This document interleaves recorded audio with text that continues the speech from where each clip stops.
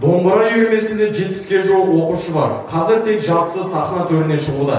3 мектептің оқушылары бір-бірінен қалыспайды. Дәл қазір өнер көрсететін Исаев ауылының орта мектеп оқушылары самға тобы. Орындайтын күйі халық күйі Тепеңкөк және Нәр ағашы.